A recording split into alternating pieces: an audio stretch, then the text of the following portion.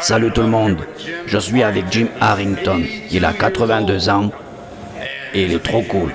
On vient de finir un training ensemble et c'est incroyable ce qu'il arrive à faire à son âge. Vous avez sûrement des parents, des grands-parents, voire arrière-grands-parents. Maintenant, voyez cet homme, il a 82 ans et ça fait 40 ans qu'il fait la compétition.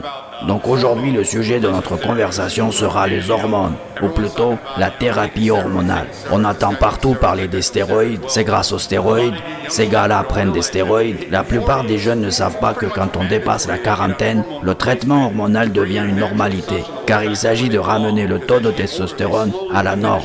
Parce que quand on vieillit, il diminue au fil des années. Il vient un moment où tu dois faire ce traitement, simplement pour rester en bonne forme. Et Jim est un exemple parfait de ce traitement. Combien de personnes de 80 ans vous connaissez avec une telle forme? C'est en grande partie lié à la thérapie hormonale. C'est comme ça. Parlons d'abord de la dose.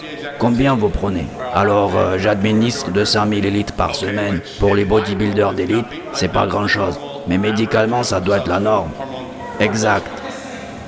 Vous ressentez la différence? Absolument. Vous vous sentez pousser des ailes? Oui. Et sans ce traitement, vous vous sentirez de moins en moins en forme. Et qui sait, peut-être que vous n'auriez pas atteint cet âge. Exactement. Et aujourd'hui, je me sens comme Ziz, si tu vois ce que je veux dire. Oui, le syndrome de Ziz fait pas mal à personne. C'est pour ça qu'entre autres qu'on fait la muscu. Oui, et vous faites toujours la compète. C'est quand d'ailleurs? Dans 2 semaines. Dans 2 semaines, il a un tournoi à l'échelle nationale. Sa catégorie est plus de 80. Vous êtes le seul dans votre catégorie. Les 2 dernières années, oui. C'est parce que vous êtes le seul à avoir un tel physique à 80 ans. Ça doit être ça. Vous êtes unique et c'est cool. Vous avez une belle musculature. À votre âge, c'est honorable. Mes respects. Je sais que c'est justement le fait d'être seul dans cette catégorie vous agace, parce que vous n'avez pas d'adversaire. Vous êtes obligé de descendre dans la catégorie en dessous, et malgré ça, vous êtes parmi les meilleurs. Oui, j'ai fini 3e l'année dernière. Waouh, c'est incroyable. C'est la 7e fois que je descends la catégorie. Et c'est la 5e fois que je finis sur le podium. Il y a eu l'année où j'ai fini 12e. Ok, et cette année, vous espérez de gagner le tournoi? Oui, je vais faire tout mon possible. Je vise toujours la première place. Montrez à ces jeunes qui est le papa.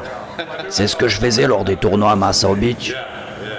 C'est là que j'ai fait la plus grande partie de mes compètes. Et les tournois NPC, ça ne fait que 5 ans que j'en fais.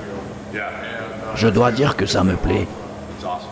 Ça fait 2 fois qu'il a remporté une carte pro, mais il ne l'a pas prise car il veut continuer à rivaliser. Mais c'est un vrai problème pour lui car il y a peu d'athlètes dans sa catégorie. J'aime concourir contre tout le monde.